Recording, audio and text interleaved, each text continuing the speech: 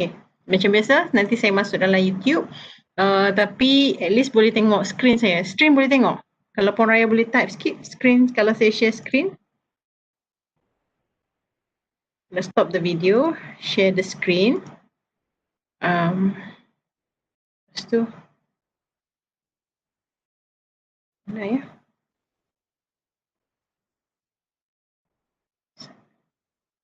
Saya nak tanya, apa semua nak prepare, nak proposal defend tu maksudnya screen nampak. Okey, alhamdulillah.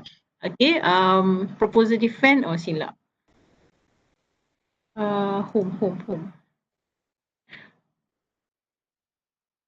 Proposal defense tu maksudnya kita buat defend lah dalam kelas kan, especially Cik Rozwan dengan Puan Raya memang akan go through lah proposal defense. Jadi kalau kita tengok kita punya progress, oh by the way saya ada share apa yang kita punya evidence semua. Yang atas ni kelas saya hari Sabtu, yang bawah ni lah kalau kelas kita. Tu masa tu. Okay, kalau nak tengok lah. Tapi ni basically 6 minggu pertama. Dan masa 6 minggu pertama tu saya rasa ni. Ni gambar kita masa 17 Oktober. Ni masa kedua. Saya rasa saya share satu dalam online learning ada link ni. Just nak tengok lah evidence kot lah nak go through ke apa ke. Kalau perlu evidence ke apa.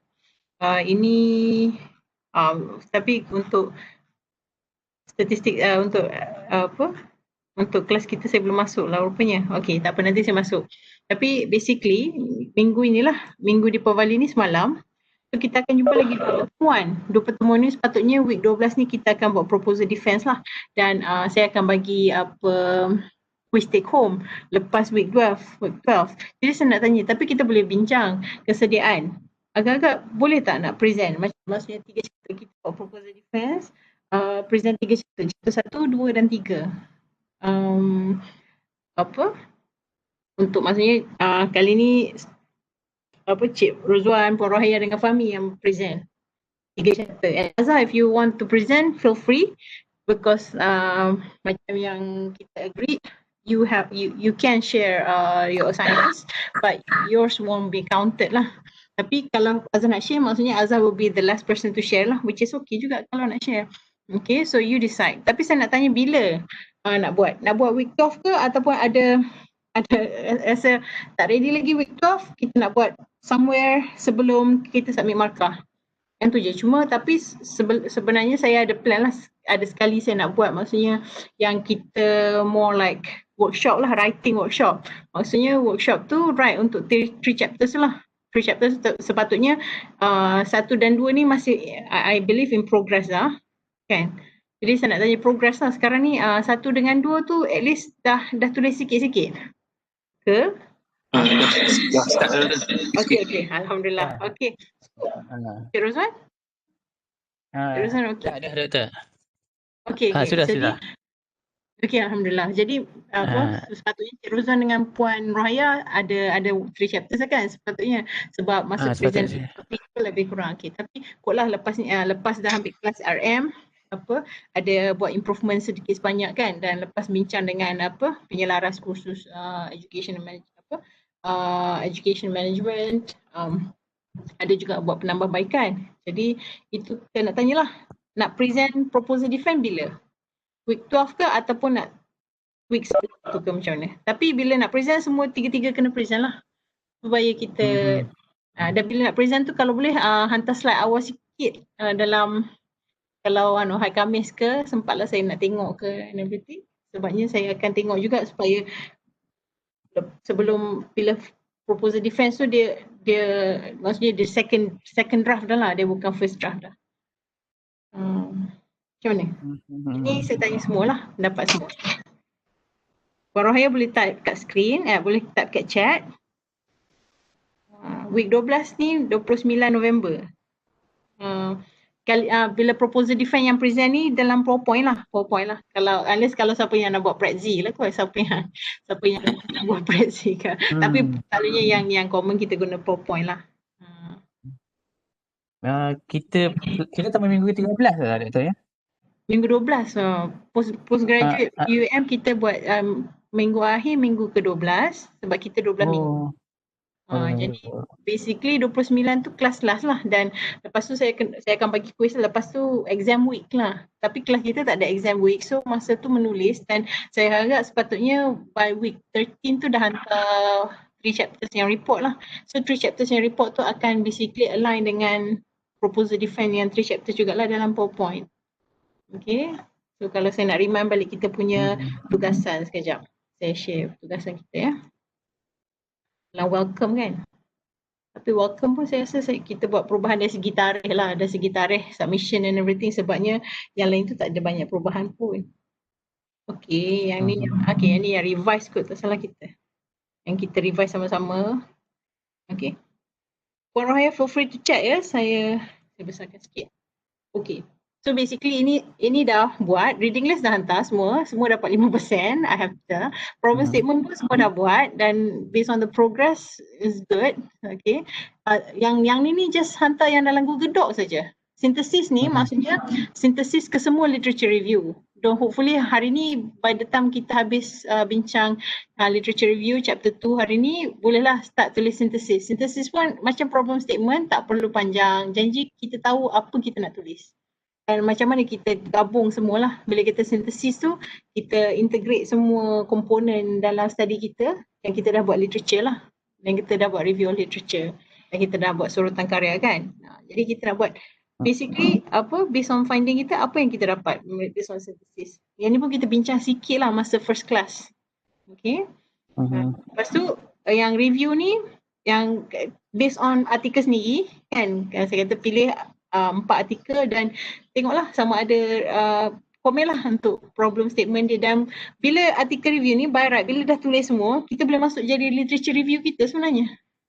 Okay, bila kalau kita buat betul-betul lah yang based on kita comment and everything, kita tengok sebab kita dah tengok dari segi problem statement dengan theoretical framework. Literature review ni kalau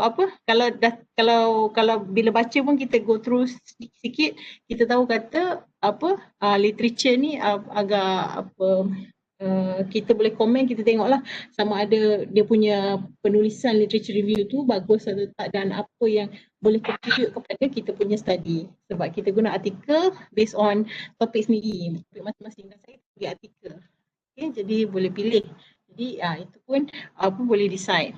So kalau betul-betul tulis tiga-tiga ni memang boleh masuk dalam kita punya proposal.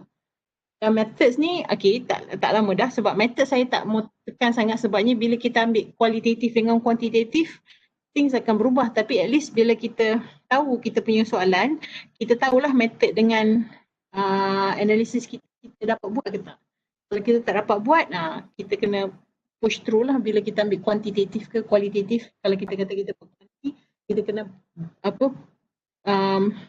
beef up kita punya expertise dalam kuanti. So basically dalam kelas kuanti, masa tu kita nak tanya detail and everything. So yang ni saya tak nervous sangat lah. Yang ni sebabnya akan exposure akan lebih banyak, tapi kita akan cover juga next week untuk sampling, untuk tentukan population whatsoever. Okay, jadi saya nak bincang lah yang proposal defense ni dengan submission. Kenapa ya? Saya punya ni dia selalu tak. Saya nak hide benda ni.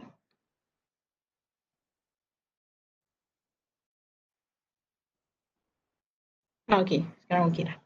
So ni lah, quiz tu saya akan bagi basically is a take home, boleh open book lah.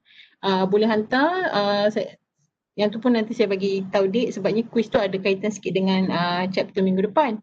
Jadi saya tak bagi lagi lah, kita boleh bagi dalam minggu exam week sebab kita memang tak ada exam. Dan yang ni kita janji 8 Disember, which is just nice for me to read and everything. Tapi kalau nak hantar draft before pun boleh bagi tahu lah. Okay, sekarang kita nak plan bila nak buat proposal defense. Plannya itulah yang saya kata tadi, plannya kita patutnya buat 29. Saya letak 22 tapi sebab 22 ni kita dah lambat sikit kan, kita nak buat chapter 3, kita nak lecture sikit. Jadi proposal defense saya cadang nak buat 28. Tapi kalau ada suggestion lain, sila bagi tahu, dan research proposal pun boleh tak hantar 8 Disember. Agak-agak. Yang dua ni, yang ni saya fleksibel. Jangan lambat sangat. Okay? Yang penting jangan lambat sangat. Sebabnya kita habis semester ni 20 Disember. Saya rasa seminggu lepas tu saya kena transkrip markah. 27 Disember saya kena transkrip markah. Jadi agak-agak yang sempat saya baca lah. Kita 3 orang, tak ramai, tapi bila tak ramai tu expectation untuk A tu memang saya akan push bagi semua dapat A lah. Itu je lah yang saya nak cakap. Tapi A with quality. Okay, sekarang boleh bercakap. Saya dah cakap banyak. Doktor, Ya. yang pasal slide, untuk slide tu berapa slide doktor yang suitable untuk present? Selalunya kalau Abang Hak Saleh dia kata 5 saja slide. Tapi 5 kalau slide. saya kata apa, ikut keperluan lah. Tapi kalau banyak lagi stres lah kita. Kalau banyak kita tulis lagi banyak lah kita buat masalah. Buat masalah pula banyak lah orang komen. Okay, jadi itu terpulang, dan saya ada share kot tak salah. Padlet untuk ni, untuk research proposal. Kalau klik Padlet ni, sekejap ya, saya klik link ni. Dalam ni dah ada orang student lepas-lepas lah punya research proposal, dan bila mereka upload tu maksudnya yang tu yang terbaik lah yang mereka boleh buat, dan lepas saya dah komen banyak-banyak kali juga. Jadi itu pun boleh contoh, dan saya ada bagi dulu materials kot. Contoh-contoh proposal defense yang boleh gunalah. Tapi tak semestinya the best. Tapi apa, bolehlah guna sebagai sampel kalau first time tak pernah buat. Oops, independent. Saya tengok Padlet ni lah. My research proposal. Ni kot. Yang ni. Kalau Padlet, dalam ni semua dah ada. Jadi akan upload. Nanti bila apa, semua dah siap, bila dah finalize punya research proposal yang nak bagi markah, boleh upload dalam ni jugalah. Ni ada contoh-contoh daripada semester, pada yang tahun apa ni. Muhammad Rushdie ni tahun berapa? Saya tak ingat, rasanya tahun 2 tahun lepas kot. Tapi lepas yang ni saya dah tengok lah and everything. Banyak kali jugalah komen. Dan boleh upload yang last lah. Uman ni banyak IT. Dan memang tak ada lagi lah setakat ni management. Strategic management tak ada, tapi hopefully ada juga. Ada banyak kuantitatif juga. Kuantitatif ada, jadi kadang-kadang walaupun bidang lain-lain, tapi cara proposal defense lebih kurang sama lah, sebab dia personalize kepada kita punya study. Dan hopefully bila buat benda ni dan later akan carry forward lah, especially untuk yang buat dissertation kan, nanti kena defend. Hopefully bila kita dah habis ni, semester 2, hujung semester 2 saya dengar, Cik Rozwan dengan Dr. dah masuk kolloquium. Dah nak present dah, nak proposal defend dah. Seronok saya lah, maksudnya on time lah tu. Okay, itulah plannya. Okay, so sekarang ni apa cadangan? Kita nak finalize bila nak proposal defend, dan bila nak hantar final report supaya saya boleh start marking and everything. Dan saya tahu Puan Suraya ada send something kan. Saya tak sempat buka lagi Puan Suraya, sekejap lagi lepas ni kita tengok saya tengok. Sebab saya pun tak plan nak ambil sampai pukul 3 lah. Macam biasa kita online, kita ni sikit. Okay. Apa pendapat? Tadi soalan Fahmi tu jawab tak? Maksudnya 5 itu cadangan Abang Hak Saleh lah untuk Taiba. Tapi setengahnya ni orang dah tak kisah dah berapa slide pun, yang penting ada isu, ada isi dan boleh sampaikan apa nak sampai. Dan selalunya kalau nak selamat dia letak lampiran lah kat belakang. Dia letak je lah, sebab habis dia tak present semua. Kalau panel tanya, okay saya ada bukti-bukti. Just preparation lah. Yang basicnya 5, tapi lampiran mungkin kita letak je lah. Just in case.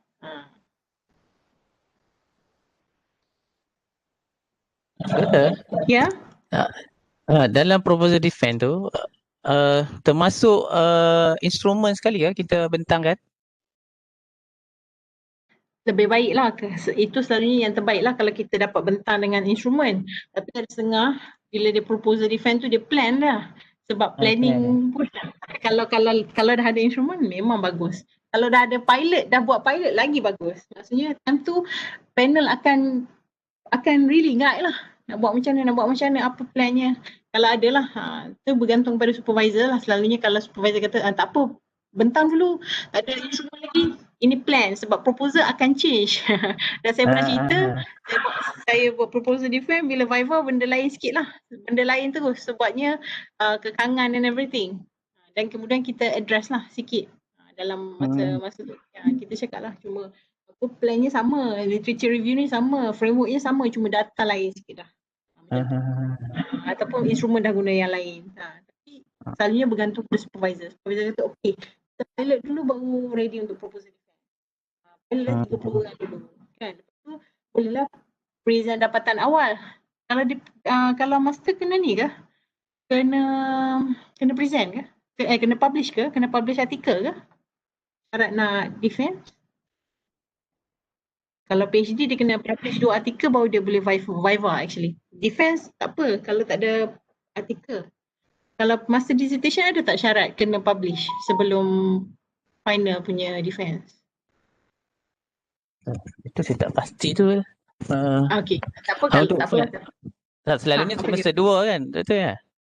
Semester 2 tu proposal defense yang ni lah yang kita ni yang kalau PhD ada pula kalau di UM sebelum dia nak Viva yang last lepas dia proposal defense dia dah collect data semua sebelum dia nak Viva betul-betul yang akhir sekali tu dia kena publish artikel. Master saya lah kalau apa selalunya kalau publish artikel ni dia bergantung lah sebab tu lah instrumen kalau ada instrumen maksudnya kita dah pilot selalunya data pilot pun boleh publish je lah untuk reference journal yang biasa yang index yang bukan Scopus lah. Dia boleh terima dah 30 orang pun kita punya dapatan awal. Ada journal yang terima. Jadi supervisor akan suggest lah, okey tak apa kita pilot dulu, kita dah ada instrumen, kita tengok lepas tu kita publish. Kadang-kadang memang ikut supervisor. Tapi instrumen kalau ada lebih bagus. Maksudnya kita tahulah sebabnya bila kita nak buat OD, kita akan suggest instrumen. Kita suggest lah instrumen ni tapi kita tak tunjuk lah instrumen dia macam mana. Boleh juga. Kita kata ini plan lah. Sebabnya kita masih lagi revise. Tapi panel tahu, okey ada plan lah instrumen. Kalau ada instrumen betul yang memang dah pilot lagi data, lagi bagus. Selalunya memang mereka appreciate lah benda tu. Okey. Sekejap ya, saya tengok apa benda saya nak tengok ni. Saya lupa dah saya nak tengok apa tadi dekat portal. Dekat ni online learning. Saya rasa saya bagi bahan juga untuk proposal selain daripada Padlet punya bahan tu. Sekejap ya, saya share Padlet punya bahan. Ni. Dalam chat. Dalam WhatsApp lah. Saya masuk dalam WhatsApp kita okey. Poraya kata komputer dia nampak gambar. Okey. Line lah tu Poraya.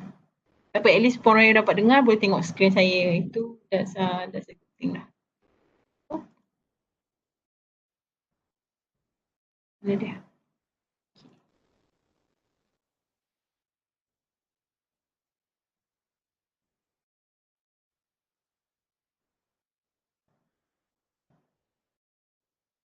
Saya share dah.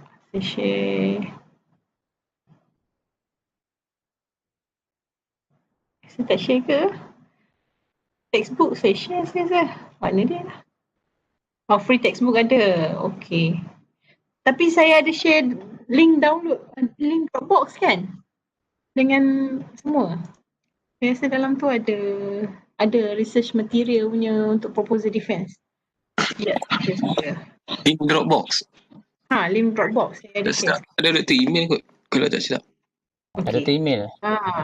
Okey. Maksudnya kalau tu saya ada masuk. Ya.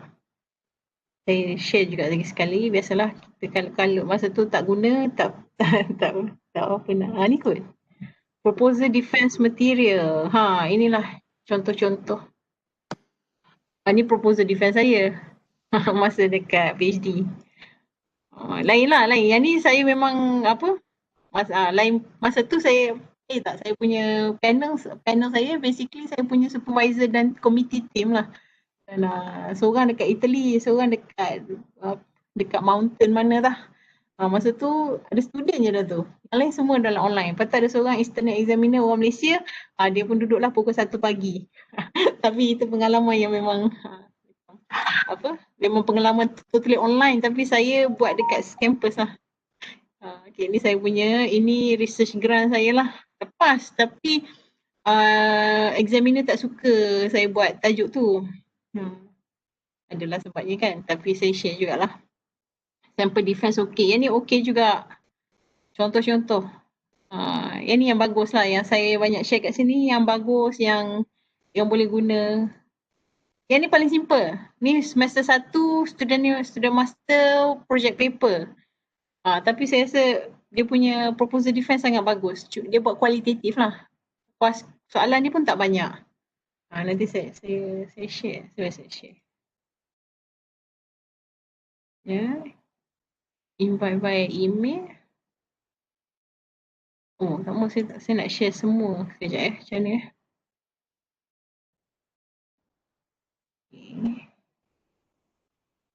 Okay. Notes. Okay, proposal defense material. Share. Gmail.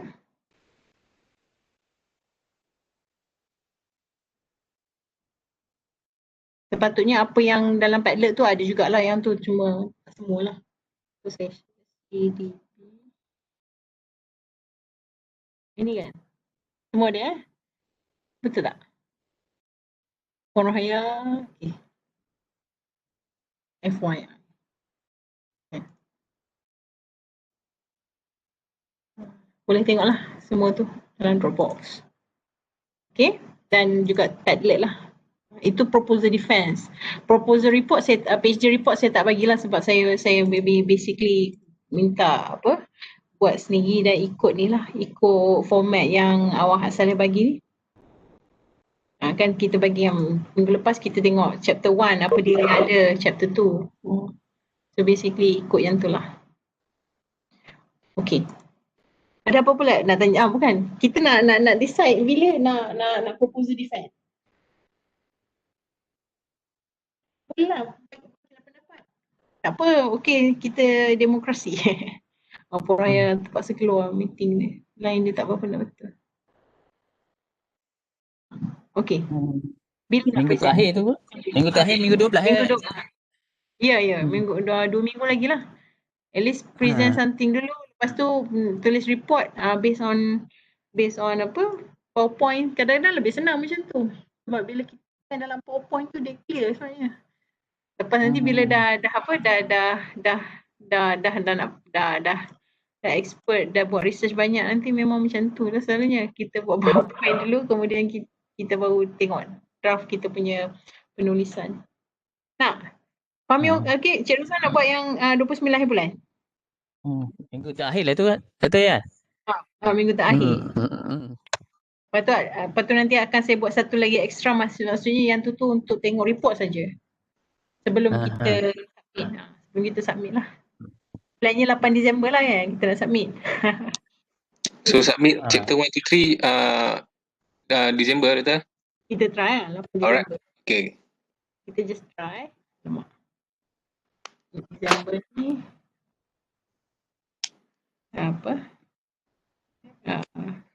week 30 lah. Tapi kita basically graduate 12 week lah.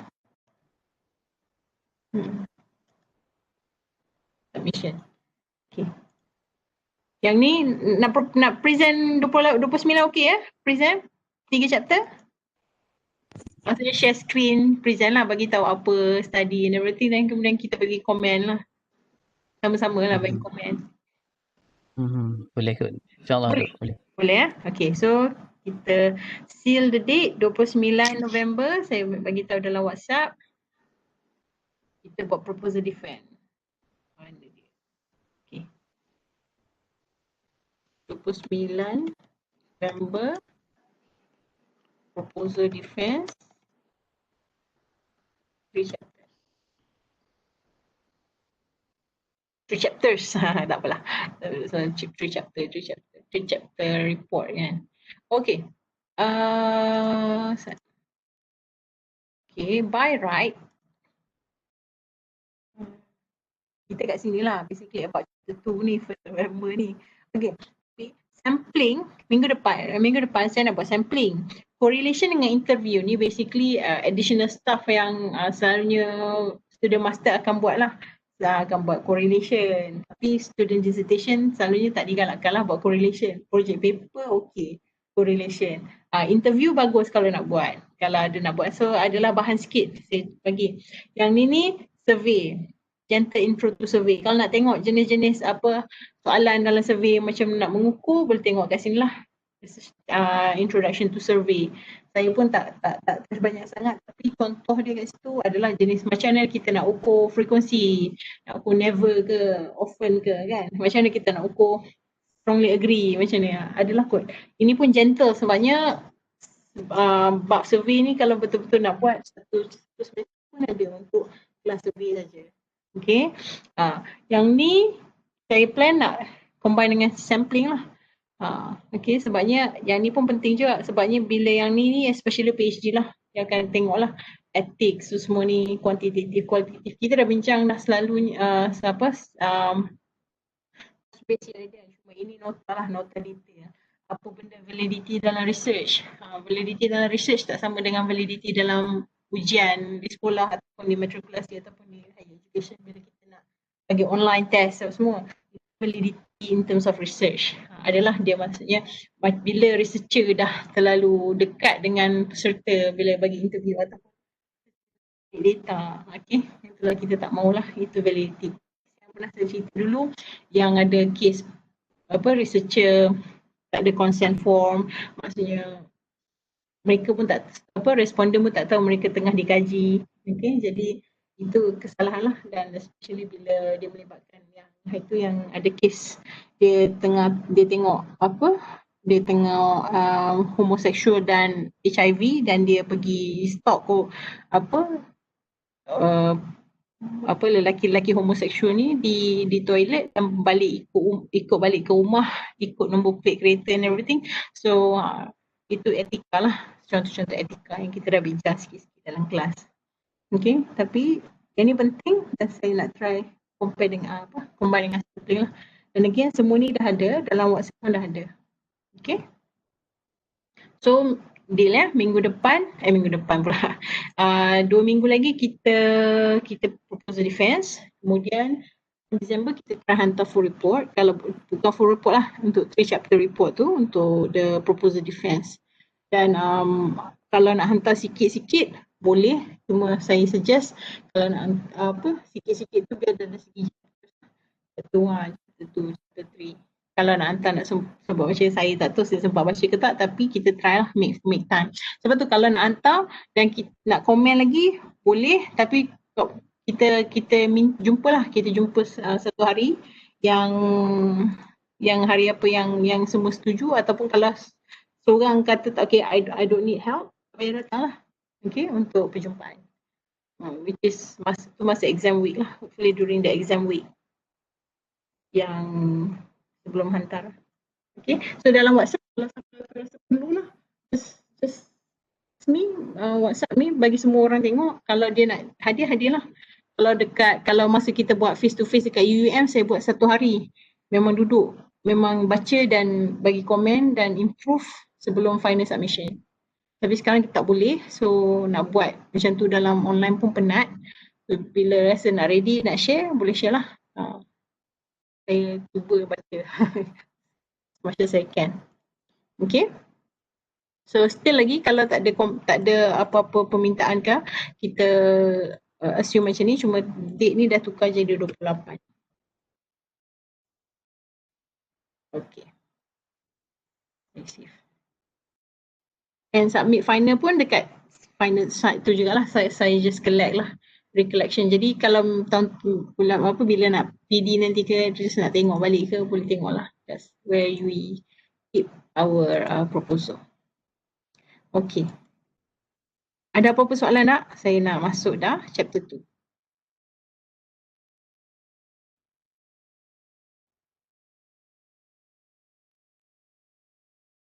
Puan Rohaya okey ke? Setakat ni boleh dengar tak? Okey tak? Setuju tak? 28 hari bulan kita buat proposal defense, present 3 chapter.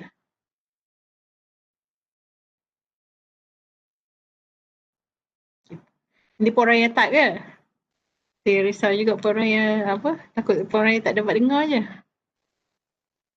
tadi kita dah cakap kan dalam WhatsApp, saya dah bagi tahu kan. Porohaya pemoroh belum masuk. Proposal defense 3 chapter. Okay. Yang mereka nak buat ni.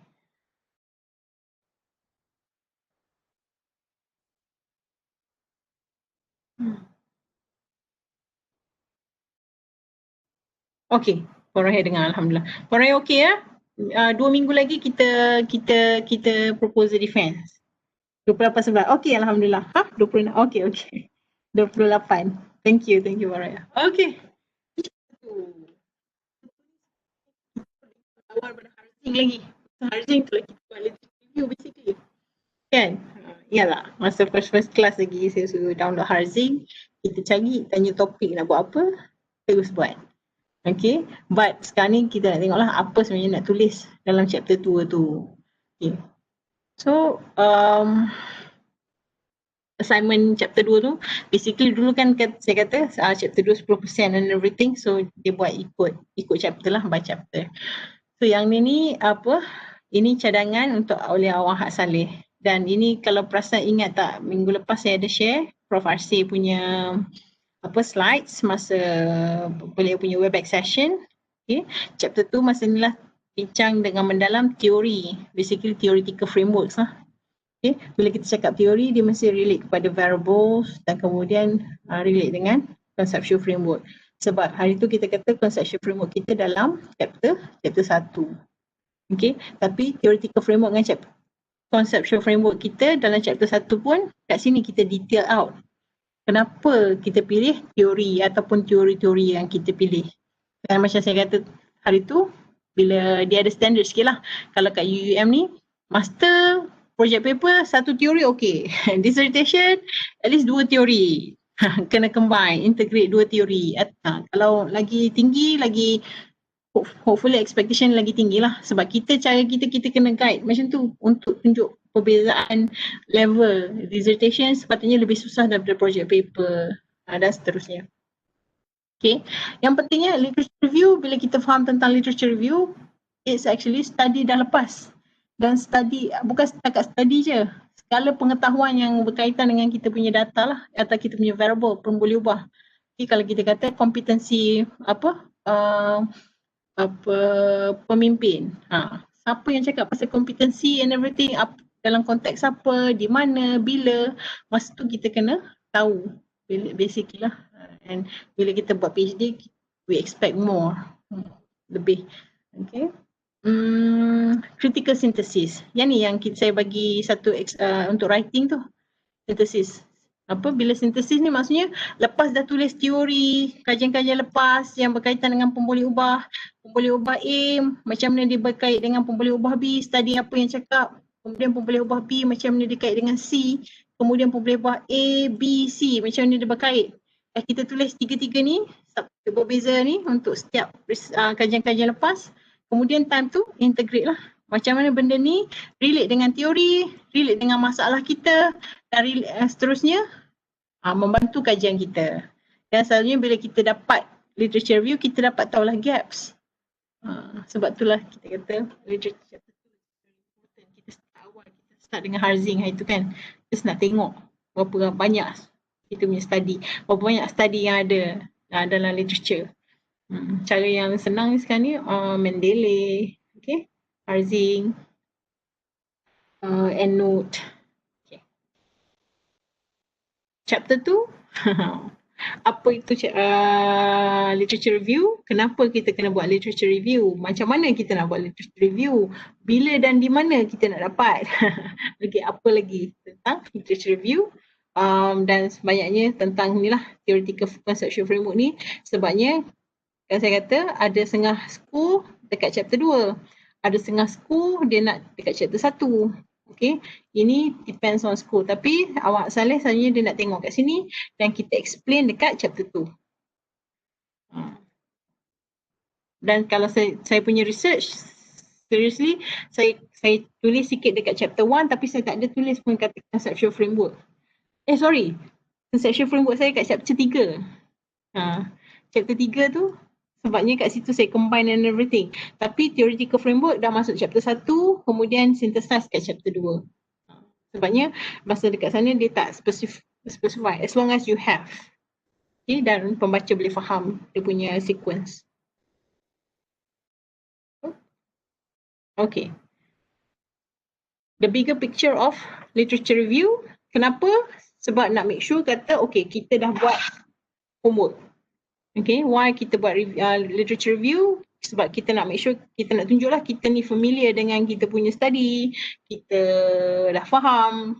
Establish credibility ni maksudnya kita memang pakar lah. Kita dah build the kepakaran, maksudnya kalau orang tanya, kita boleh jawab. Okay, nak tunjuk apa gaps. Okay, macam mana trendnya mixed feelings ke, semua setuju ke, semua bagus ke, semua tak bagus ke, okay. Atau prior research. Inilah yang paling penting, integrate and summarize. Sebabnya bila kita dah masuk postgraduate studies ni, kita nak tengok kematangan lah, maturity. Okay. Dan of course learn from others. Kadang-kadang kita nak replicate dia punya method, ataupun kita nak extend lagi, tapi kita kena tengok lah, mungkin study A guna quanti, study B guna quali. Jadi macam ni kita nak combine A and B, so tak ada lagi quanti or mixed method. So this is the time, so that's the gap that you can claim. Dan again, apa saja claim yang kita buat, kita kata tak ada study tak cukup, semua kita kena bagi citation.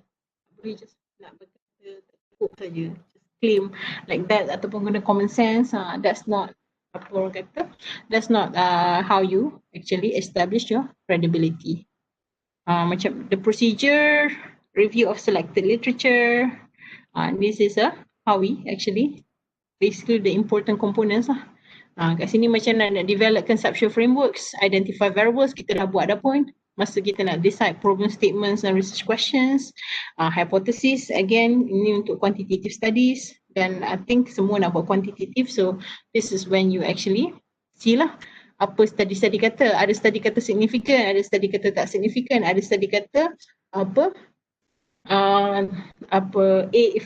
A dan bagi kesan kepada B, ada kata A tak bagi kesan kepada B. So those are the things that you want to see so that you can build the hypothesis.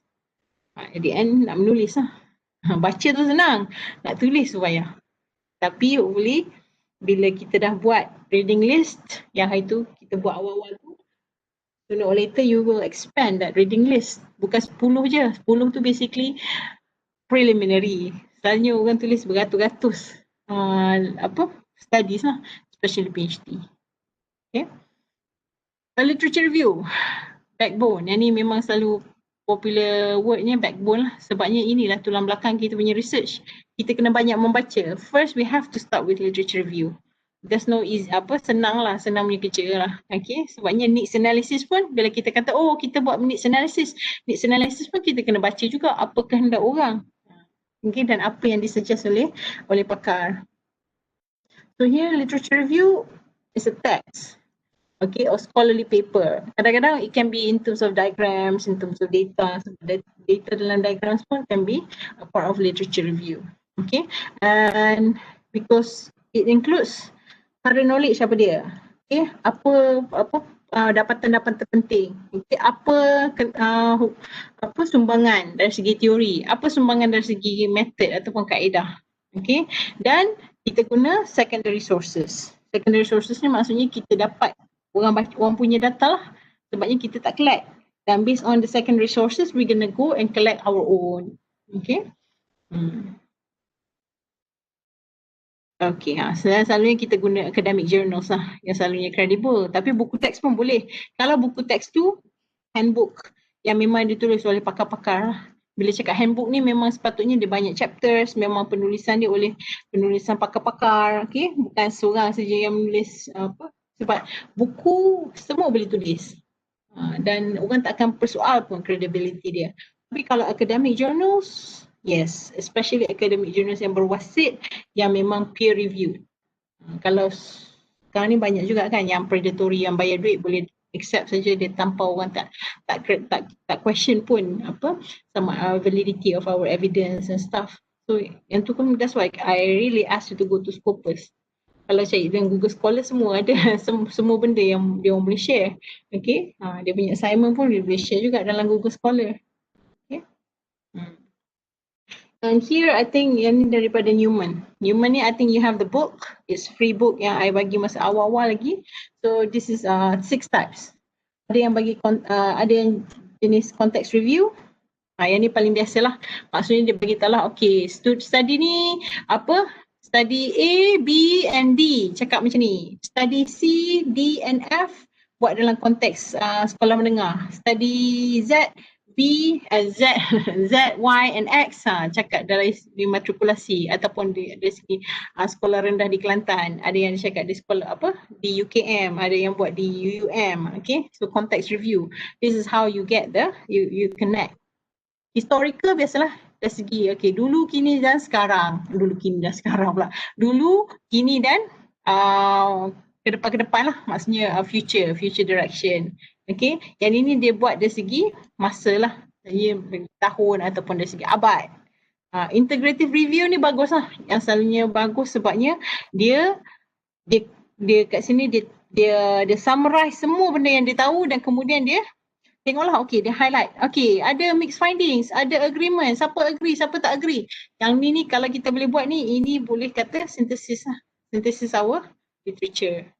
Maksudnya kalau yang ni pun dah cukup kata synthesis. Maksudnya bila kita dah buat context review, sebenarnya boleh dah buat review.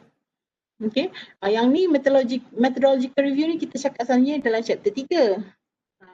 Tapi boleh juga nak chapter 2 sebab chapter 3 kita kena bagi tahu kenapa kita buat survey, kenapa kita buat interview, kenapa kita combine dua. Okay, so itu sebab kita tengok method.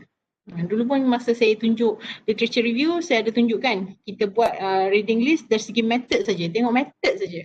Tak tengok pun apa dapatan ke apa. Orang guna method apa dan dia analyse macam mana. Itu saja. Self-study review ni, yang ini apa? Yang ini jaranglah kita masukkan. Yang ini kita just kita basically kita dapat dan kita analyse sendiri je lah. Okay, dan kita tengok based on satu topik tapi mungkin tak secara menyeluruh kita tak tengok lah lepas-lepas. Theoretical review is actually the theory itself lah. Kita kata teori ni ada banyak konsep ni ada banyak teori. Jadi teori mana banyak-banyaknya kita pakai? Kita tak pakai semua. Sebabnya ada setengah dia punya proposal sangat tebal sebabnya dia masukkan semua teori yang ada yang dia maksudnya dia lebih banyak dia lecture. Dia bukan buat review, dia present. Dia present apa saja yang dia jumpa tentang teori tu. Jadi that's a wrong review lah. Jadi bila theoretical review ni kita guna teori yang kita memang betul-betul kita decide nak guna lah. Dan kita review detail. Study mana yang guna teori ni? Kena ada study ni pula dia combine teori ni dengan teori lain. Jadi kenapa kita tak combine? Kenapa kita guna teori ni saja? Sebabnya konteks study kita yang lain tu dia berbeza sikit dengan study kita. That's when we have to argue. Banyaknya kita kena argue juga. First, kita tengok theoretical framework kita. Bila kita kata dekat chapter 1, kita guna teori ini. Jadi kita detail out lah. Teori A kata apa, teori B kata apa, teori C kata apa dan seterusnya. Dan benda ni pun kita dah tengok lah. It's a blueprint. Blueprint ni maksudnya kita tengok, kita buat rumah kan and everything, kita dapat dah whole picture lah. Dan back kepada philosophical tenet lah. Kita nak tengok kenapa kita buat study tu. What do we already know? How do we know what do we know? How do we know what we know? Macam mana kita tahu apa yang kita nak tahu? Epistemology lah. Maksudnya makna sesuatu benda tu, macam mana kita tahu benda tu jadi macam tu. Apa kaedahnya? Bagaimana people analyse. So kalau Eisenhower kata theoretical framework is a structure. It's a structure yang guide research. Kita rely on formal theory. Tapi benda-benda tu mestilah yang dah establish. Dan bila explanation dia ada kesinambungan, coherent, maksudnya dia melekat ataupun dia berkait, menjelaskan sesuatu fenomena dengan satu sama lain. Yang ni boleh baca sebab kita dah mention pun dengan detail what is theory. Sebab teori dulu kita kata construct yang hubungan dia sama dan kita boleh tengok dari segi map lah. Okay. Dan kita dah bincang sikit macam mana construct ni berhubung dengan dan akhirnya membentuk UUM contohnya. Okay, teori tu UUM tu analogi kepada teori lah. Okay, and should be simple. Dan kita kata social science is actually a science because it explains the body of knowledge and it has its own theory to support. Okay,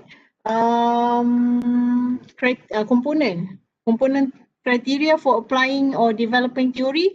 Levis kata teori tersebut mestilah sesuai, boleh diinterpretasi secara logik, lebih mudah difahami. Boleh mudah difahami sebabnya it's supposed to be a very complex map tapi dia simplify. Okay, dan dia memang sesuai lah untuk jawab soalan-soalan ataupun research problem yang kita ada. Okay, dan kita banyak cakap dari segi educational punya teori ataupun educational psychology lah to be specific. Yang ini learning cycle theory, macam mana nak belajar. Okay, first kita kena plan, lepas tu kita buat, lepas tu kita revise and repeat. Okay, ni theory of instruction, Brunner, self-determination theory, Deci and Ryan, Vygotsky, I think some of you pernah dengar Vygotsky. And this one parenting styles. Dulu 3. Dulu Bomrin kata 3.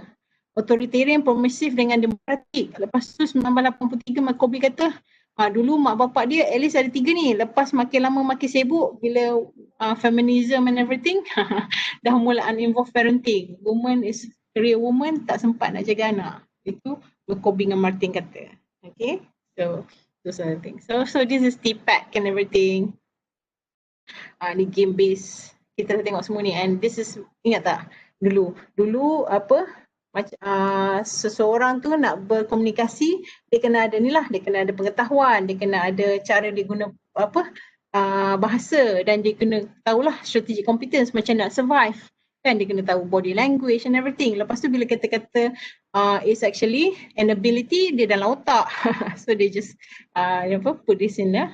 Otak, kemudian dia kata characteristics of language, kat mana kita nak guna konteks lah. Bila masa tu dia tambah sikit tahun 1966. Kemudian dia kata sebab dia communicative, ada interaksi, 2 orang lah at least. Okay, ada output, ada input. So that's how the theory develop or model. Okay, ni language knowledge ni just komponen lah. Dalam communication ada topical knowledge ataupun knowledge lah, which is this one lah. Knowledge pula ada banyak-banyak ni. Bila kita nak berbahasa, kita kena tahu tata bahasa, kita kena tahu bentuk-bentuk ayat, kita tahu mengeja, kita kena tahu phonics, bunyi dia macam mana. Those are the things. Dan bila kita berkomunikasi, kita pula ada konteks, kan, konteks macam mana. Okay, those are the things lah. Yang ni kalau kita dari segi bahasa bahasa kedua, bahasa asing, dia adalah kalau English, bahasa inner circle dia sebab mereka ni orang native speaker, dan bahasa kedua ni bila kata seorang gunakan je sebagai second language. Kat Malaysia bahasa Inggeris sebagai second language, dan kalau dekat tempat-tempat lain yang bahasa Inggeris sebagai foreign language, maksudnya bahasa ketiga dan seterusnya lah. Maksudnya dia tak guna bahasa Inggeris sangat sebagai official language. So those are the things. Yang ni sama lagi. Formative assessment. Siapa yang buat penilaian pentaksiran, okay? Dia guna mediation dengan feedback. Dia boleh guna jugalah. Maksudnya kenapa kita bagi formative assessment? Sebab kita kena bagi feedback berterusan. Sebab you guys give your problem statement, I give feedback. You improve formatively. Okay? And at the end bila dah bagi feedback tu, adalah intrinsic motivation. Okay, you can understand, you make meaning. This is first yang I try to add lah. This is I think management punya ataupun leadership punya teori. I read Neoclassical Organization Theory. Betul ke Puan Rohaya dengan Cik Rozwan? Ada ke teori ni? Neoclassical Organizational Theory. Sebenarnya dalam teori tu semua ada detail-detail macam ni. Yang ni saya baca lah based on George Alton Mayo. Pernah dengar ke? Sebab terlalu banyak teori Banyak sangat teori. Okay, so this is one lah. Kalau yang saya dapat cari, tak pernah dengar. Okay, tak apa. So, so you have your own theory yang Puan Rohaya ada apa that sustainable leadership. Cik Rozwan guna apa hari tu yang RVB kan, dia lain dah sekarang ni. Space view. Resource based view, Yep. positioning dengan resource based view kan. Itu bagi strategic planning lah. Ada lagi tak? Bagi untuk kompetensi boleh jadi Boyat Ziz. Banyak juga 2 3 lagi teori tu. Right. So masa tu kita kan masa chapter 1 kita dah kata okay ada guna ni. So masa chapter 2 that's how you expand lah. So study mana yang buat kan guna Boyat Ziz. Study mana guna RVB dan apa adakah mereka guna dalam konteks education dan macam mana kita nak relate dengan strategic implementation lah, pelaksanaan strategik. Okay, masa kita menulis literature macam teori tu yang kita nak fokus detail. Kajian apa yang buat teori ni dan teori ni tentang apa dulu. Kemudian kajian-kajian lepas yang guna teori tu. Yang tu kita kena clear. Okay. Sebab okay. Dan sebabnya bila kita yang tu kita masukkan jadi conceptual framework. Conceptual framework ni memang guna variable yang kita nak, yang interested lah. Macam mana kita punya variable berhubung dengan teori yang kita pilih tadi. Okay.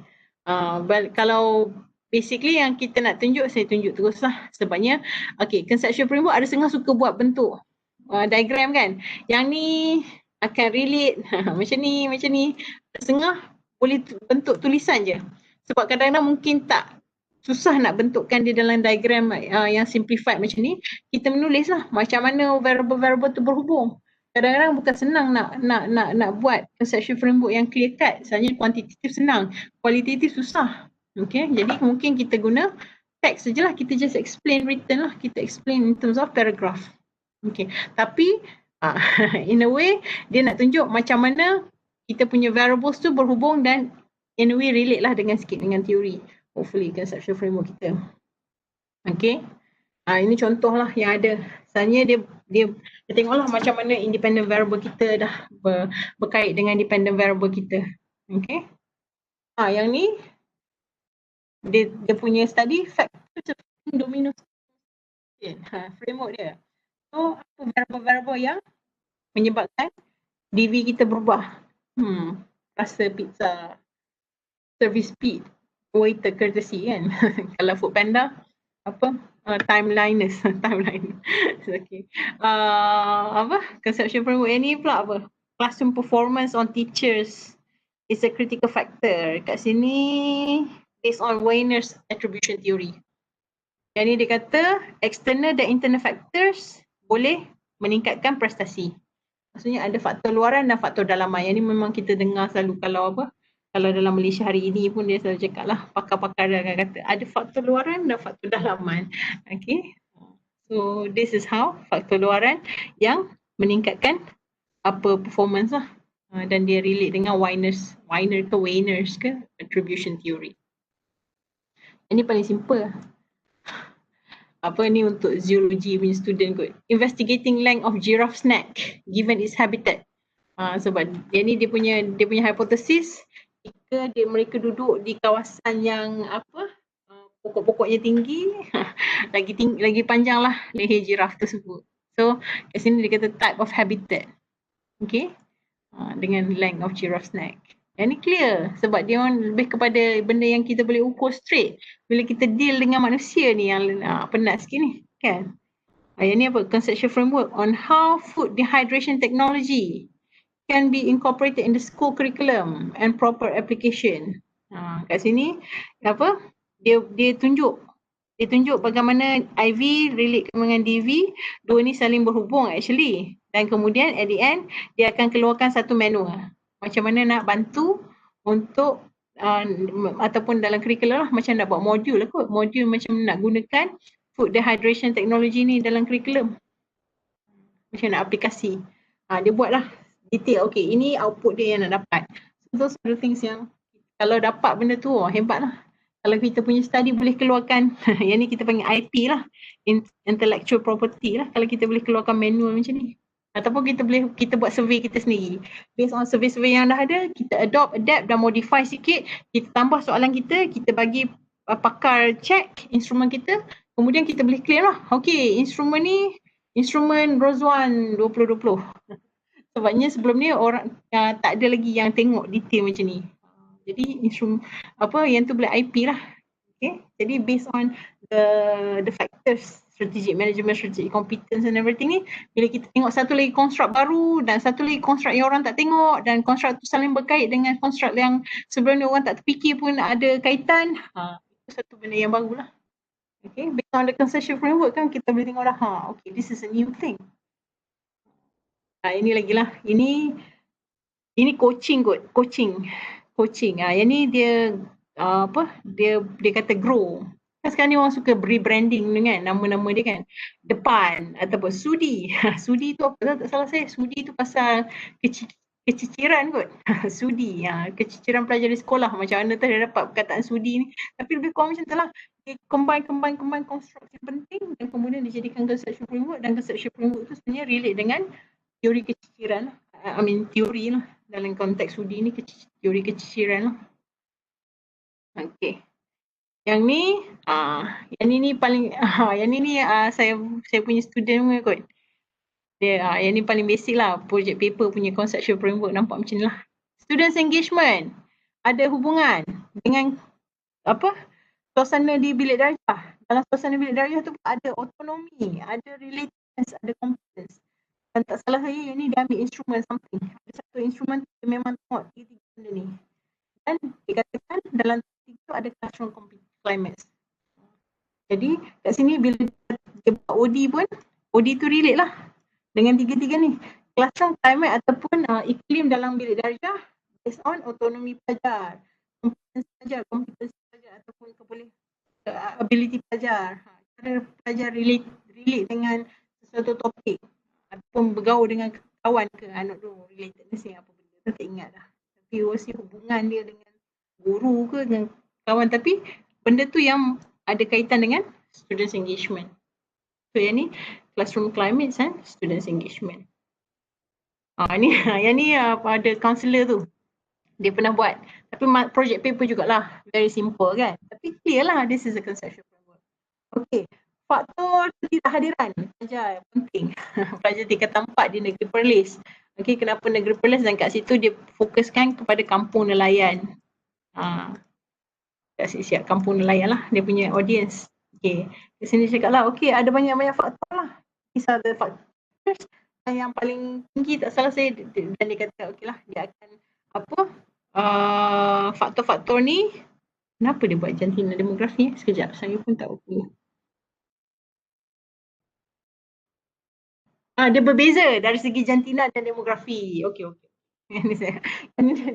Dia buat dia buat macam test lah, lebih kurang macam tu. Okay, sebabnya dia nak tengok lah lelaki, perempuan, faktor apa yang based on benda ni lah. Demografi dia kat sini lah. Dia ada kampung nelayan, tengah sikit, yang ni bandar, ada kot urban, suburban macam tu lah. Yang tu lah saya kata demografi tu dari segi lokasi dia, tak salah. Okay, ataupun SES. Okay, kita adalah faktor-faktor ni. Faktor ni ada instrumen lah ni. Ada yang dia ambil instrumen mana tu, tak salah saya ingat saya. Masa tu NUTP punya cikgu. Okay. NUTP punya board of directors ke ataupun one of the dalam yang pegang jawatan lah dekat NUTP tu. Okay. Apa beza teori dan conceptual framework? Okay, sekarang ni saya pernah nak cakap. Okay, saya nak tanya, apa beza theoretical dan conceptual framework?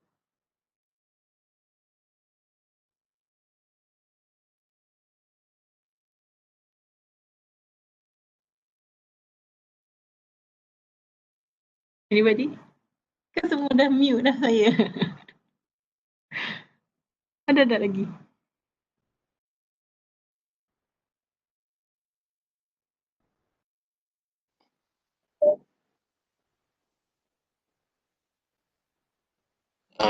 Theoretical more to macam relationship kot, betul, between those variables tu. Okay, good, nice try from me. Tapi okay, tadi kalau kalau kita sini konsep pun ada relationship juga lah antara variables. Okay, theoretical tu basically lebih besar lah basically. Okay, last. Okay, go ahead Fahmi nak cakap lagi. And conceptual framework the more specific. I don't know whether it's true or not. Yeah, specific. Yeah, you're right. Mesti spesifik lah dengan apa? Dengan untuk sesuatu variable lebih ada benda yang kita nak ukur lah. Okay, educational ikut yang secara theoretical framework ni kita tengok dari segi bigger picture dia. Kan? Bigger picture dia conceptual framework tu macam mana variable-variable yang kita berminat nak kaji tu relate dengan theoretical framework. Kalau kita tengok dari segi analoginya, teori tu basically rumah dah siap kot. Boleh tak saya kata. Dan kemudian conceptual framework ni dia punya plan lah kot. The blueprint kan masa arkitek nak buat kan. Tapak mungkin. Okay. So kat sini theoretical framework kan dia katalah dia guna feminist theory. Teoris dia ni lah teori 1949 sampai 2004 ni. In between tu lah kan. Kan tadi kita kata Bomrin tu dah start 1987 kot. Masa tu dah ada parental skill yang uninvolved lah. Yang dah tak peduli dah anak-anak dia kan.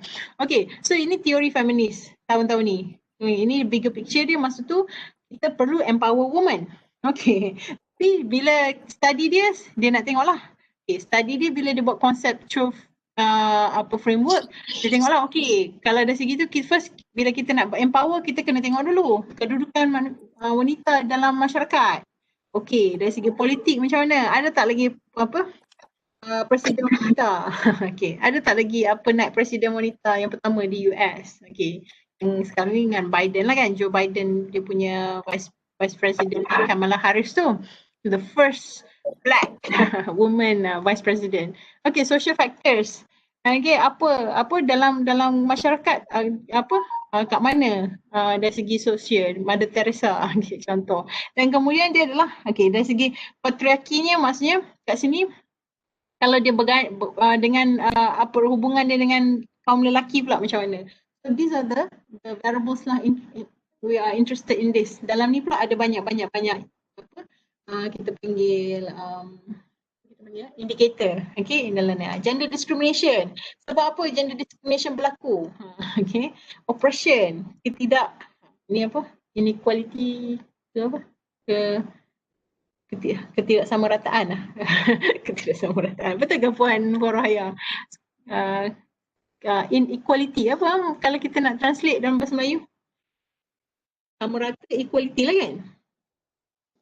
Ketidaksamarataan. Betul lah. Okay. Hegemoni ni apa benda? Apa Macam Rozwan? Sekolah. Betul ke ketidaksamarataan macam lawa? Sama rata. Okay. Sama rata tu equality. Inequality ketidaksamarataan lah kot.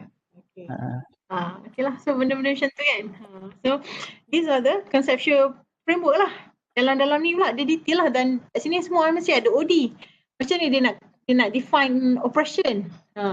So oppressionnya berapa ramai yang saya tak tahu nak buat macam tu. Inequality saya tahu lah. Okay. Kalau lelaki tu dapat jadi pilot, dia nak jadi pilot jugalah. Okay. So kita tengoklah dalam konteks organisasi dan everything lah. Okay. Ni dalam konteks study tengoklah dia mungkin dia study dalam segi organisasi, dari segi dari segi politik kalau betul-betul dia buat politik. So, dan dia relate dengan feminist teori ni lah. Dan sini satu je lah sebenarnya. Dalam ni mungkin ada lagi 2-3 teori yang sesuai yang boleh support. Tapi contoh kat sini je lah kita nak relate apa itu theoretical framework dengan conceptual framework. Okay.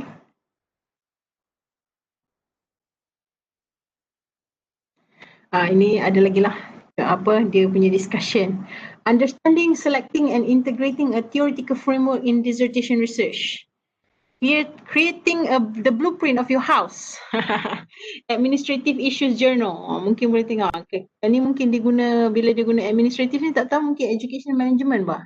Saya tak ingat dah. Saya lupa. Tapi adalah. Yang ni kalau Google saya tak sure ada ke tak. Full paper dia saya tak ingat dah. Kenapa saya share macam ni. Yang ni ada. Yang ni ada. Okay. So ada mungkin boleh dapat resource. So ada kan slide ni boleh tuan tengok Okay. Ini contoh ini contoh FRGS tak sama kalau dengan FRGS tu grant kebangsaan kan. Tapi geran kebangsaan tu akan hasilkan pelajar PhD ataupun master by research lah basically. So yang ni bila proposal ni okey lah untuk proposal, tapi bila dalam PhD ataupun dalam report kena lagi detail lah.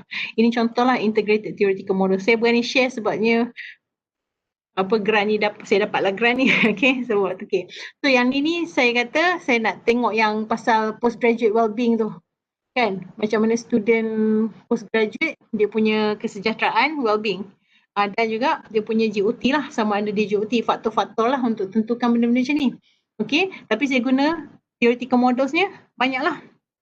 Saya kata integrated theoretical model sebabnya lebih daripada satu model. Saya kata integrate theoretical framework of retention and student success. Lepas tu concept of relational agency, yang ni tak salah saya, ini konsep business. And a leader member exchange theory. Lepas tu ada lagi lah educational theories yang lain. Adult learning theory, Big Five personality, Vygotsky social learning theory, self-determination theory. Self-determination ni kan banyak pasal motivation. Ni so, jadi saya guna concept of relation, retention and student success, leader member exchange theory. Saya guna leader member exchange theory, maksudnya adalah tu kena mengena dengan apa supervision kot, tak salah saya, sebabnya dia ada leader member. Sebab apa saya guna benda-benda ni? Saya ada experience sikit, tapi yang ni tak cukup lah.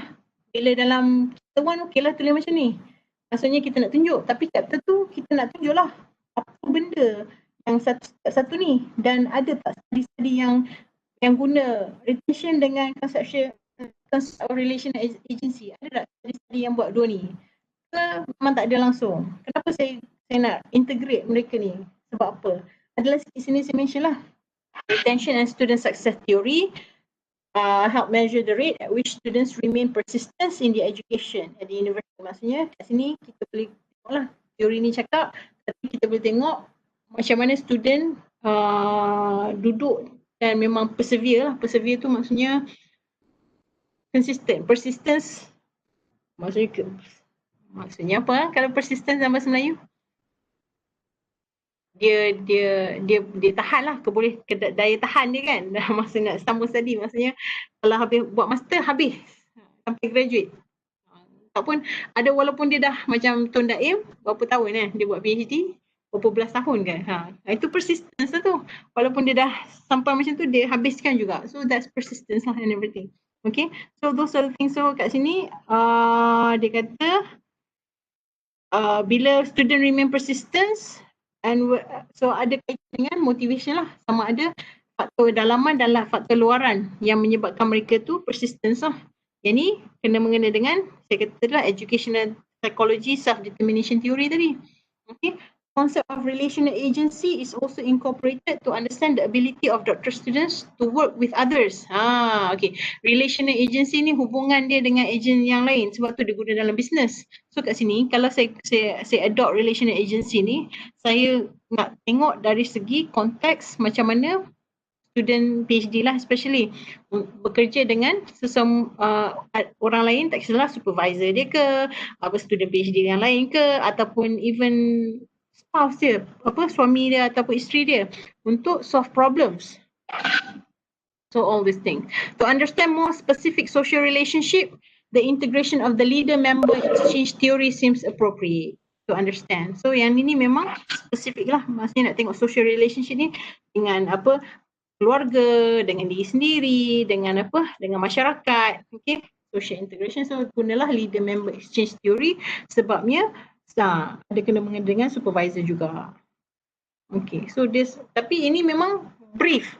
Kalau nak cakap untuk proposal okey, tapi untuk report penilai akan tengoklah. Okey, cuba explain lagi. Apa study yang guna retention dengan relational agency? Apa study yang guna self-determination theory dengan leader-member exchange?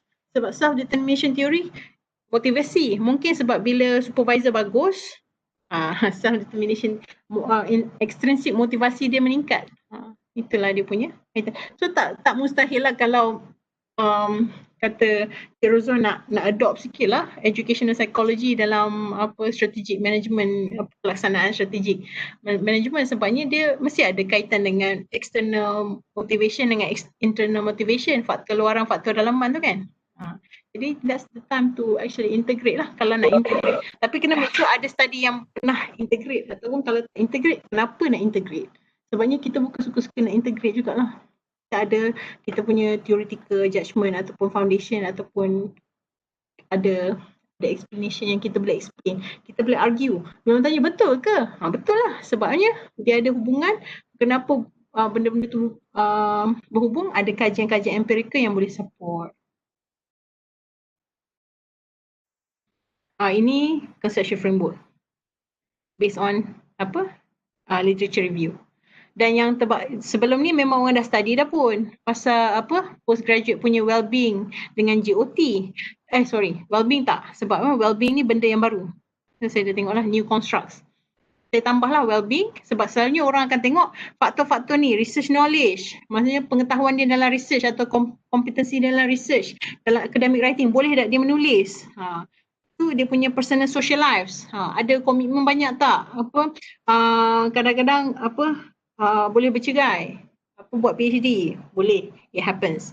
Supervision environment. Benda ni orang dah tengok dengan GOT. Okay. Tapi yang belum tengoknya personality dia masuk dalam ni, dan juga dengan program admission requirement. Tapi at the end bila saya buat conceptual framework ni, sekarang ni saya dah buang benda ni. Sebabnya program admission requirement ni selalunya kita relax je pun. Have to say, memang walaupun kita ada program requirement yang ketat, kita selalunya kita akan relax sebabnya kita nak, it's involved with budget lah juga, funding and everything. Plus kalau kita terlalu rigid, kita memang very selective lah kepada student kita. Tapi kita buatlah intervention. Kalau kita terimalah student-student yang English dia tak berapa strong, especially international student, kemudian kita suruh dia ambil kelas lah and everything. So jadi benda ni dah tak relevant walaupun dia benda baru. Sebab tu benda baru tapi orang tak tapi awal-awalnya benda model saya macam ni. Sekarang saya dah drop dah program admission requirement. So tinggal benda ni dengan well-being.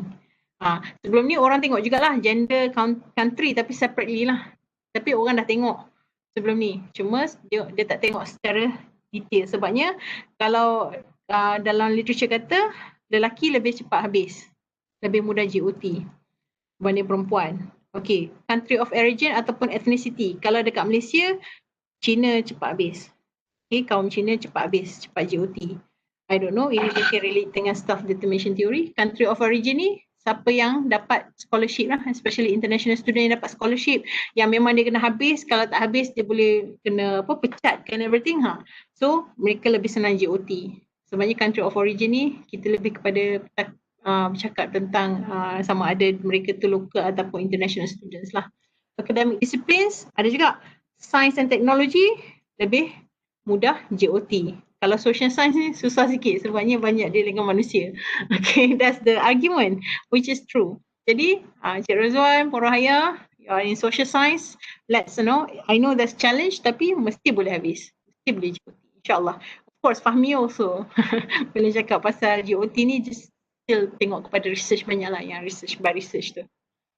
Okay, why conduct? Yang ni kita dah tahu, I'm gonna go fast. How to conduct? Kita tengok keyword, benda ni pun kita dah buat secara praktikal, guna Harzing, kita guna by hand or computer. By hand ni maksudnya pergi library lah. Tapi sekarang ni I think that's not an option lah. So, computer. Okay, kita okay, kat sini. Dia cakap, the student is expected to be an authority. Maksudnya dia yang kena cari. Tak boleh sikit-sikit nak tanya supervisor. Sebabnya dia yang decide. Apa dia? Cuma supervisor boleh tengok lah. Kalau supervisor baca, tak faham lah. Kenapa? Apa hubungan variable ni dengan variable tu? Tiba-tiba tak mention pun dalam research problem. The literature review, you introduce these variables. Jadi itu je lah yang dia boleh argue. Supervisor bukannya expert. Supervisor hanya boleh bantu dari segi method, dari segi kesinambungan, dari segi kefahaman overall research. Tapi student ataupun pengkaji yang tahu kenapa variable-variable tu dia pilih. Dan tak bolehlah tiba-tiba lagi introduce dekat literature review. Kat problem statement tak ada. Okay, those are the things. How to conduct literature review again, get more introduction, get more information, consider this questions, okay. Apa yang dah dibuat sebelum ni kenapa orang tak buat banyak study ni, mungkin tak apa, memang tak logik. Macam tadilah program admission requirement tu saya mula-mula saya masukkan dalam model, tiba-tiba saya buat, lepas tu bila saya dah dig deeper, it's not relevant, it's not apa, by on paper okay, tapi in practice-nya program admission requirement tu orang tak tengok sangat lah untuk JOT. Okay.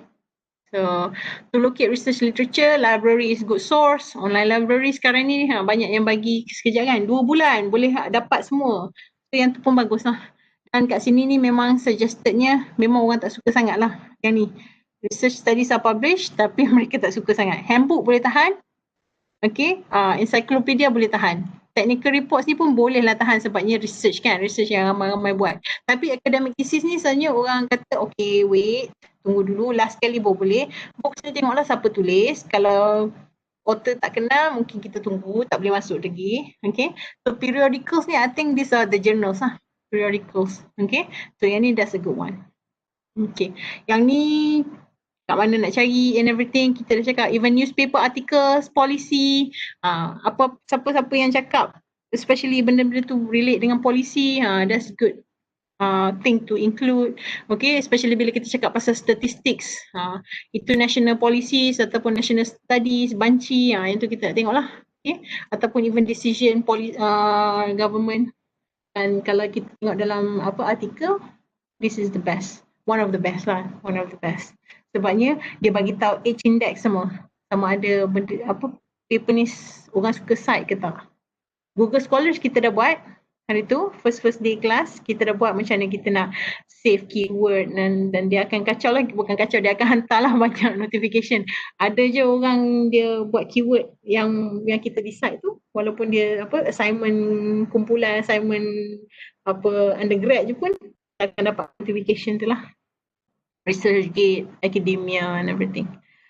Seminar articles, seminar articles ni yang ni lah, yang kita kata tak kisahlah dia tak recent pun tak apa, dia mungkin tahun 1903 tapi memang orang duk cite dia again and again and again, why not? Nah ni 1893, Spearman ni orang duk guna lagi sampai sekarang 2020. Orang duk kata lagi guna, oh okay, Cronbach's alpha. Okay, comes out from the classical test theory lah. Okay, all those kind of things lah. Ini seminal articles ni maksudnya yang jadi foundation lah. Sebab paper yang diorang tulis ni lah yang perkembangan ilmu tu sampai sekarang. Okay, tapi bila kita nak bila kita cakap pasal empirical findings, bila kita kata kajian lepas yang memang buat kajian ni guna data yang betul, boleh kita nak the last 5 years. Ada setengah lagi mungkin, kalau kata tahun 2020, paling common 2015. 2010 dah obsolete. Ada juga yang terima lah. Tapi kalau kita dapat 2015 ke atas, fahamilah, especially COVID-19. Tak bolehlah COVID-19 tiba-tiba 2015. Unless 2015 tu kita cakap pasal remote learning, online distance learning. Ni kita dah buat. Reading list. I love reading list. Ya, yang ni research method. Yang ni lah. Kata hanya buat pasal research method je. Sebabnya kita tengoklah, sebab contributionnya dari segi method pun ada. Kalau kita boleh tunjuk ni kat apa penilai ataupun kita punya supervisor, dia orang seronok ni. Oh, ada satu je buat method. Untuk topik ni lah. Yang lain buat macam ni. Tapi trust me, this one bukan topik yang sama lah. Itu tu saya tunjuk ni buat contoh lah. Tapi imagine kalau benda ni topik online learning COVID-19. COVID-19 tak sesuai lah. Ataupun kepimpinan lestari. Okay, untuk guru besar. Dan apa, kualiti perkhidmatan guru. Semua ni study pasal kualiti perkhidmatan guru dan kepimpinan lestari. Yang ni guna mixed method, yang ni guna kuantitatif, yang ni guna kualitatif. So bolehlah buat mixed method. Kalau buat PhD, buat mixed method. Sekarang dissertation, buat kuanti. Contoh. Okay. And so on. How to organize and write structure literature review, ini contoh lah. Ini boleh tengok sendiri. Macam mana nak tulis and everything. Yang ni, dia kata, dia buat notes. Nota, yang ni dia buat dari segi table, yang ni dia buat dari segi, okay, apa tahun 2001, dia buat satu page. Ini lebih kepada annotated bibliography. Saya pun dah tunjuk annotated bibliography. Dia bagi summary, dia bagi keseluruhan. Yang ni good untuk article review tu lah, yang based on method and everything. If you do this, you can compare easily. Newman, buku ni pun dah bagi. main parts ni macam-macam lah dia ada lah, macam nak discuss and everything, dan at the end dia kena tengok yang ni yang paling penting ni, a synthesis. So jadi based on subtopik yang dah cerita panjang-panjang lebar ni, sebenarnya nak cakap apa kesimpulan yang kita boleh dapat. Jadi yang tu sepatutnya ayat sendiri dan dia dah mula synthesis dari segi keseluruhan dan always relate balik kepada problem statement. Dan selalunya jangan risau, literature review tak perlu tebal tapi perlu bermakna. Okay, it's good to have banyak, tapi kalau boleh start strong, pilih yang betul-betul berkualiti, yang betul-betul berkaitan, kita dah boleh tulis a good synthesis. Yang ni adalah example of good review, bad review. Kenapa dia good, kenapa dia bad? You read and you let me know. Okay, dah pukul 2, so I'm planning to stop sebab ni sekejap lagi nak baca apa yang Puan Suraya and everything. Kalau siapa-siapa dah buat synthesis juga boleh share dengan saya lah. Okay, dan ini bisa synthesis lah. Ini lebih kepada dia ni kata apa. Okay, sebab tu dia bad review. What else? Okay, what else? Yang ini apa? Synthesis lah, macam mana kita nak synthesis tadi, synthesis problem, synthesis literature review, sebabnya dia relate still lagi dengan problem lah. Okay, still lagi Fazlina Muradsani ni masih yang kita dah cakap pasal ni lah, pasal problem synthesis problem ni lebih kepada problem statement lah. Tapi bila kita dapat buat problem statement yang bagus, maksudnya kita dah baca lah literature review dah bagus lah. Okay, synthesize lagi, macam dia synthesize. Yang ni apa? Sekejap ya, saya punya ni dia tarik ke bawah, dia tunggu ke bawah. Apa benda ni?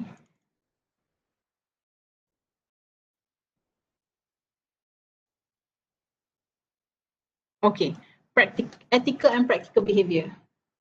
Okay, tak boleh buat common sense. Kita senang buat common sense. Maksudnya kita kena tengok, kena baca banyak. That's why. Okay. Make sure you validate your conclusion. Kena bila kita dah synthesize tu, kita tunjuklah kat supervisor kita. Kadang-kadang kita kata, tak ada ramai buat benda ni. This is the thing that we neglect. Sometimes ada orang buat, kita yang tak cari betul. Those kind of things lah.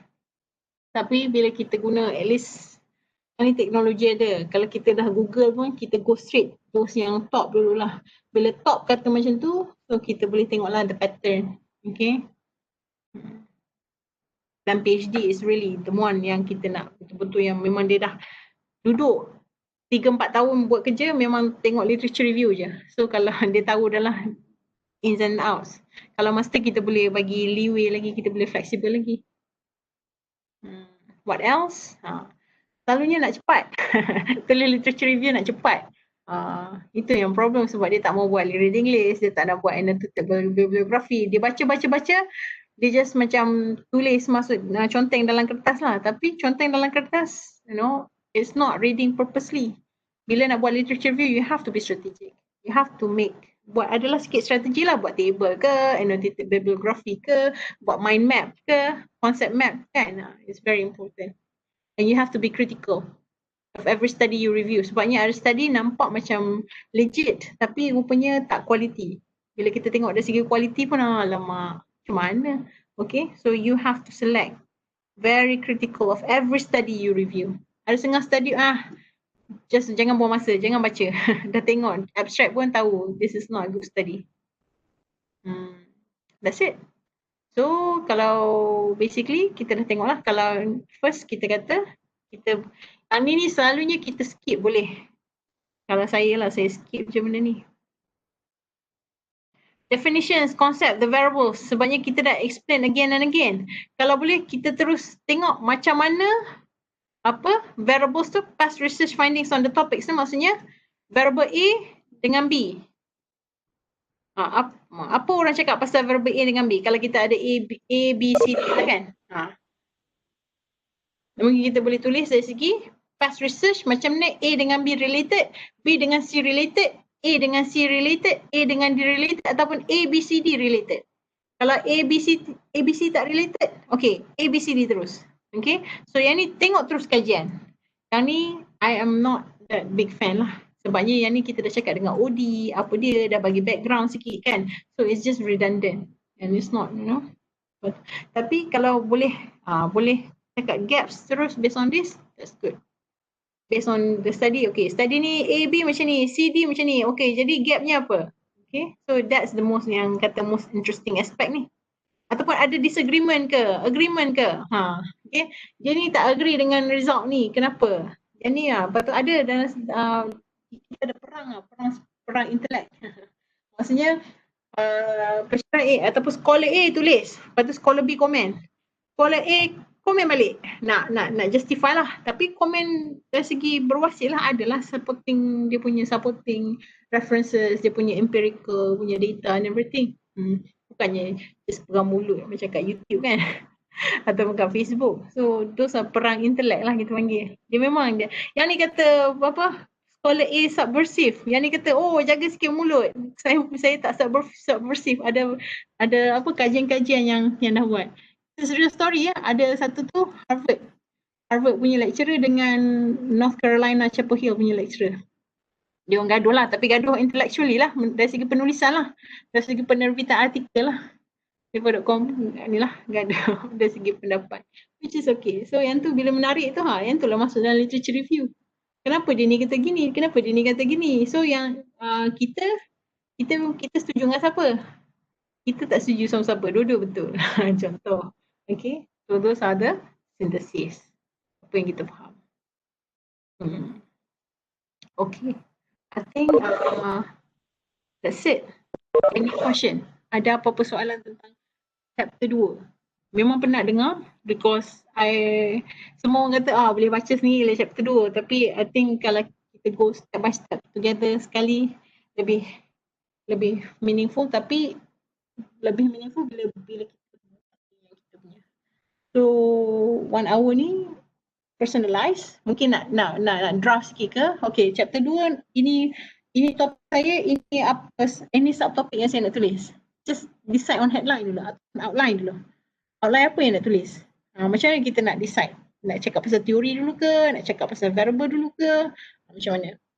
Sebenarnya lain orang lain cara literature review dia. Ada yang buat literature review dari segi penceritaan.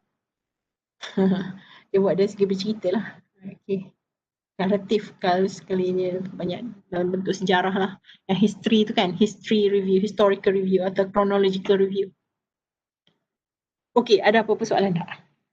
Ataupun ada apa-apa komen, ada apa-apa nak tanya? Tanya tu soalan lah kan? Ada dalam chapter 2 ni, teori yang kita nak guna pakai tu, kita hanya masukkan teori tu saja, walaupun banyak teori. Kita tak perlu masukkan semua ya. Tak boleh masuk semua. Sebabnya nanti yang jadi macam kita lecture daripada kita buat review. Kita ambil yang kita nak guna dan kita tengok kajian apa yang dah guna teori yang kita guna tu. Dan kajian tu lah yang kita komen. Kita kata, okay, kajian ni dia guna untuk matrikulasi. Kajian ni ataupun dalam problem statement Cik Rozan kata matrikulasi tak buat kan. Semua buat kat sekolah, tak buat kat matrikulasi. Sebab dia guna teori ni, tapi jadi wajarlah saya guna teori ni untuk gapnya ialah ada lagi di matrikulasi. Okay. Jadi bukan semua teori. Bukan semua teori yang kita tahu dalam strategic management tu semua teori kita cerita. Dan dia jadi macam temperature lah, tak tahu apa. Jadi nak konteks, nak kan kita kata teori tu macam foundation kan. Kita nak letakkan batu tu kat mana? Batu foundation ke batu asas tu. Kemudian saya punya topik tu ada 2 variable kan? Betul. Okay, IV dengan DV. Jadi kedua-dua tu mesti support dengan teori kan? Betul kan? Betul. Kita cari teori yang support DV first. Yang IV DV tu, DV tu yang pentingnya sebab kita nak tengok teori apa yang kata apa pelaksanaan tu tak ada kan. Sebab apa? Lepas tu adalah teori lain yang support yang IV tu. Tapi first mereka nak tengok teori tu mestilah grounded dengan DV dulu. Sebab DV dulu ya? Ya.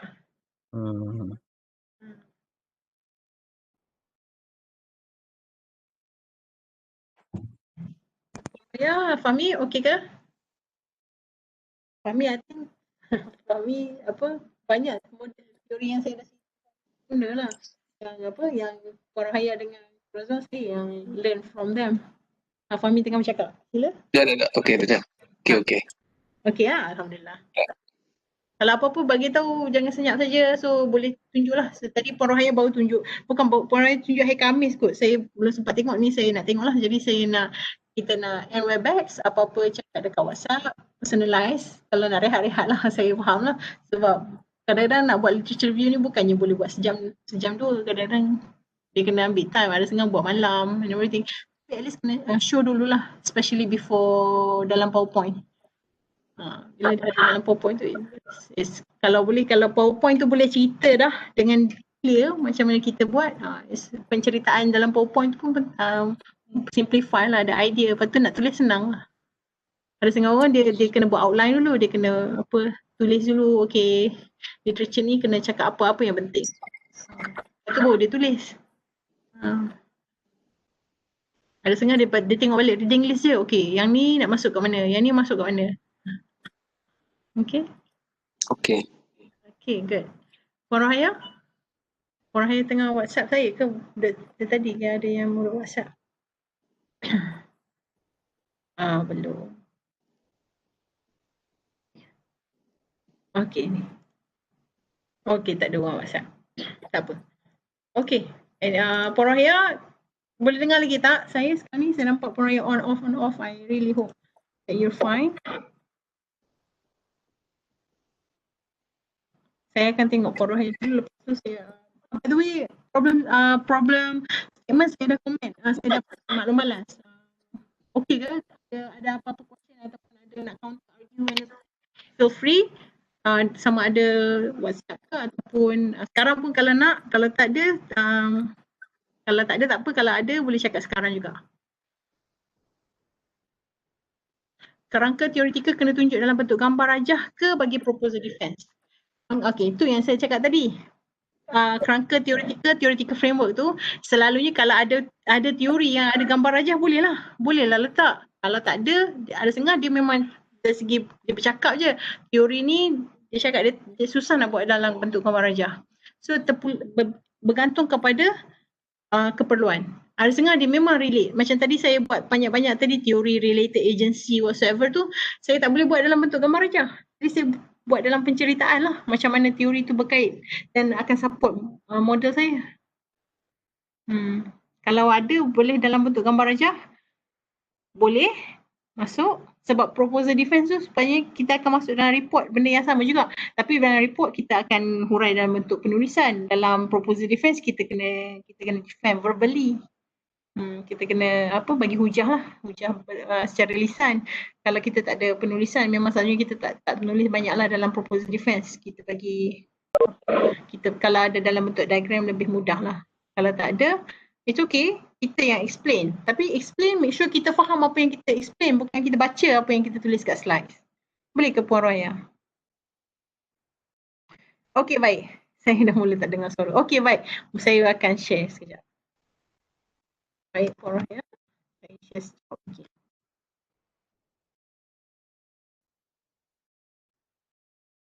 Okay. Share. Okay. Azhar, you okay? Okay. Any PM me if you want for any question. Cik Rozwan? Okay. Okay, okay, Fahmi, okay ke? Last one. Okay. Okay, saya end meeting ya. Okay. Thank you very much. Apa-apa tapi I can be reached via WhatsApp. Okay.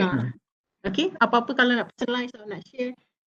Sintesis pun saya suggest buat kat bawah tu lah, kan ada satu yang table yang kosong yang saya buat tu. Kalau nak masuk sintesis ni kalau saya assume boleh tulis lah sebab dah buat reading list, cuma nak tulis cantik-cantik dari segi paragraf tu belum buat lah kan, unless kita boleh buat dia punya outline lah. Tapi kalau boleh dah tulis sintesis, it's good lah to synthesize your review, apa dapatan daripada yang dah baca banyak-banyak tu.